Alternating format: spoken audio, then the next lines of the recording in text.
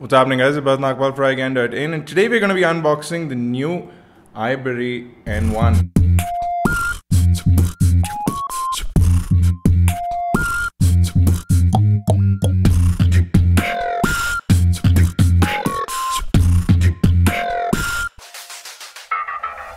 It's also known as the iBerry Nuclea N1, and we've got an exclusive unboxing for you guys all set up. So let's quickly go ahead and cut through this package, which comes bubble wrapped to us. So here it is, ladies and gentlemen. This is what the box looks like. You can see it says iBerry Nuclea N1 on the front, 1.5 GHz quad-core turbo chipset, a 5-inch Full HD display with active matrix technology and OGS technology, which means one glass solution. And if I turn it around, we have the same things: 120 grams, 2800 milliamp hour battery, Android 4.2, 13 megapixel at the back, and a massive 8 megapixel front-facing BSI sensor-equipped camera. So what I'm going to do is I'm going to cut further through, if I can find the right place to cut through. I believe this is where it is. And the box comes open. Here it is, ladies and gentlemen. This is the iBerry Auxus N1. Pretty fantastic looking device. Once I pull it out, you can see here we have the Auxus logo at the back, Nuclea logo at the front. This is what the device looks like. I'm going to put it aside for the time being. We have the 2800 milliamp hour battery, and we do have a bunch of covers for the back of the device. So you have a pink, a red, a black, and a white one, which is already on the device. I'm going to put all of these things aside for the time being, and I'm going to check out the accessories. So you do have a flat cable style of earphones, and they are in-ear earphones.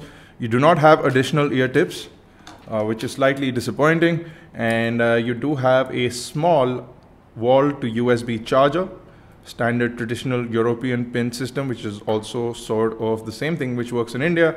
And then you have a USB to micro USB cable, which is not a flat style cable. It is a regular cable. That is everything from the box. Let's take a quick look at the device itself. So here it is, ladies and gentlemen. This is the iBerry Auxus Nuclea N1. And if I look at this device, I've just got done using the Butterfly, and it almost is quite identical to the HTC Butterfly in design. If you look at the sides, you have the same sort of speaker grill, or sort of mesh that appears to be a speaker grill. It's not really a speaker grill, and you do have the steel tip at the front. And they have pre-installed a screen protector, which is an anti-glare screen protector. It is a fairly nice anti-glare screen protector, but it does not cover the full screen, which is slightly a disappointment. It just covers the LCD area. It does not cover the full bezel and the full glass, so which is something which is slightly disappointing for us. So let's take a quick look around the device. So on the front, you have the earpiece over here, an 8 megapixel camera out front. You have the 5-inch Full HD display, and you have the 3 touch capacitive buttons at the bottom. We believe some of the sensors must be up here as well. If I look at the bottom of the device, you have a microphone pinhole and a slight tab at the edge to pull out the back cover. Again, the grill sort of continues on the side, but it appears to be just a design element, not a real speaker grill of sorts. You do have a power button, which is located over here. On the top, you have the micro USB charging data syncing port along with the 3.5mm headphone jack. On the left, you have the volume rocker, again the same grill sort of design.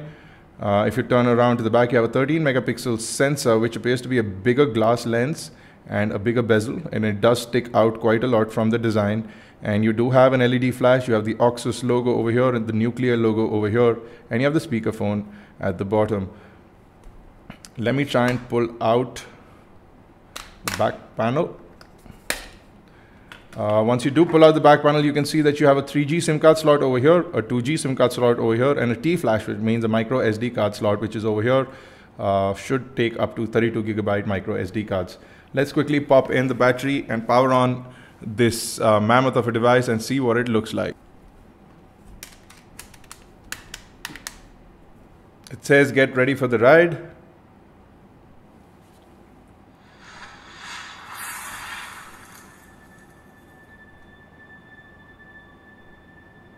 So this is what the lock screen looks like. It appears to be pretty ordinary, pretty standard for Android 4.2. We are running out of battery, so you have the camera shortcut towards the right, and you can add your own widgets towards the left. Thanks to the screen protector, the screen's really like fingerprint resistant. It is an anti-glare fingerprint free screen protector, so that makes it really nice. This is the camera. I don't want to look at the camera right now. So this is what the screen looks like, guys. You do have a 5-panel layout. I can make it a 9-panel layout, I believe. Yes, I can make it a 9-panel layout, and that is the maximum I can have. Let me try and change the wallpaper.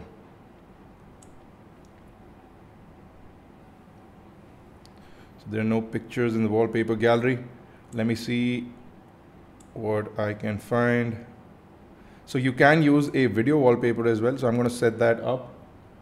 And we should have a video playing now. So we do have a video playing. So you do have something called video wallpapers, which is really nice. Again, you can have live wallpapers. So standard things, but I'm really enjoying this video wallpaper playing in the background. The phone dialer seems pretty normal. It is a ordinary unskinned version of the dialer.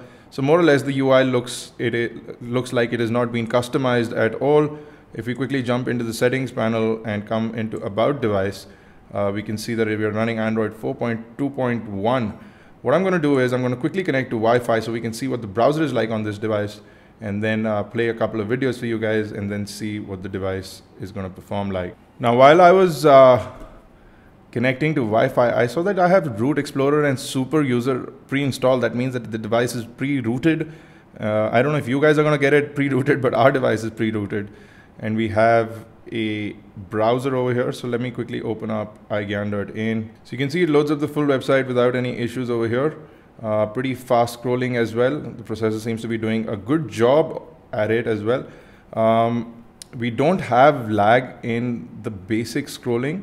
So the generic browser seems to be doing a pretty fantastic job of browsing through the website or scrolling through in the first initial bits. You can see how smooth pinching in and pinching out is as well.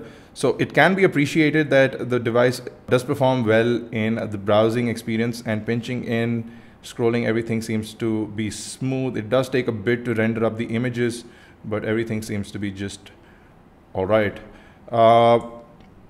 Let me try and go into YouTube, and what I'm going to do is I'm going to load up one of our videos for you guys, and I'm going to see how that looks.